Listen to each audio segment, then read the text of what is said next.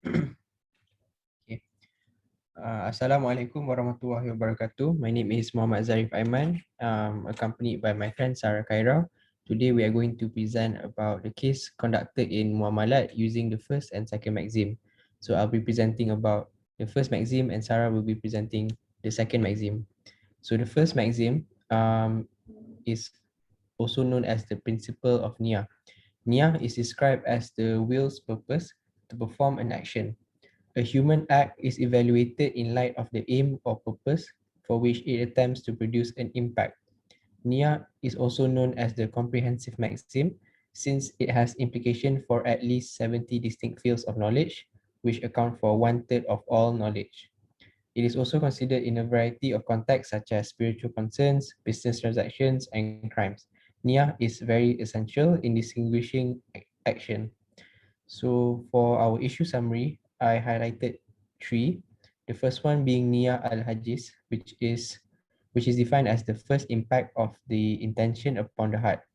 So Niya is an essential component of a Muslim's worship and interpersonal relationships where a Muslim in all spheres of life uses Niya to worship and transform secular life into a form of worship.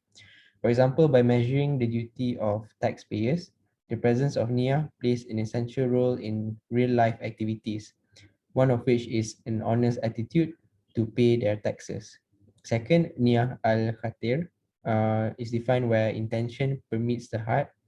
According to Al-Ghazali, good NIA and Iman are the first business success criteria where they have the ability to control business people by preventing them from violating or exceeding boundaries within the business. For example, sincere intentions direct a person to run a business honestly and regarded as part of worship because business is part of a sunnah. Third is Niyah al-Ham. Niyah al-Ham is defined where the intention to commit the acts overshadows the thought of refraining therefrom. So pricing is one of the determinants for the influence of intention to use Islamic personal financing compared to conventional financing.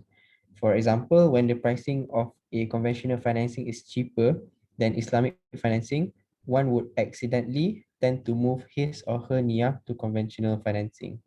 So to conclude, whatever we do in this world is dependent on our purpose or niyyah, which influences the hukum of the conduct and determines whether it is sah, batal or haram.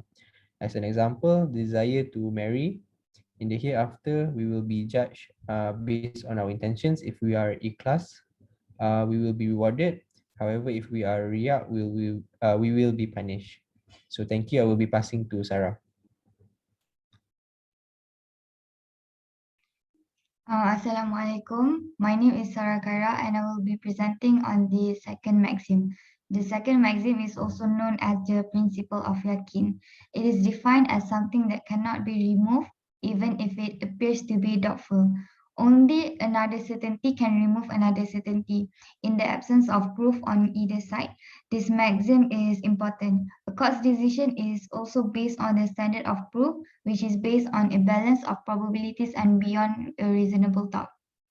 So for the issue summary, I have included three issues. So firstly is al-aslu fi sadil arida al-adam, which means that it is something that is considered non-existent in the first place. And for example, in the muamalat, in the contract mudarabah, if there is a dispute between Rabul Mal and also the mudarib on whether or not the profit had been made, the word of the mudarib is taken into account unless it has proven otherwise. So on to the second issue, which is al-aslu baqa makan ala makan. It is defined as a fundamental principle is that a thing shall remain as it was originally. In the matter of burden of proof, the burden is upon the plaintiff or a prosecutor. So for example, a debtor is considered liable until proven that he had paid the loan. And on to the last issue of the second maxim, which is al-aslu bara'atud dima, which is freedom from liability is a fundamental principle. The proof of a matter requires a presentation of evidence until the matter is proved at certain. So as an example, if a person claims that another person has stolen his money and dispute arises from the issue, the statement of the person that was accused must be heard and the evidence shall be presented for the person. And as for the conclusion, understanding the Sharia objective is very important for human development in all areas of life, particularly in the highlighted financial transactions. As a result, the Sharia has laid a solid foundation, as illustrated by the legal maxim. A particular activity is permissible unless it is expressly prohibited. Based on the supposition, financial transactions are originally permissible in Islam unless there is evidence of some prohibited elements involved in such activities, in which case the original ruling is effectively changed. So that is all from us. Thank you.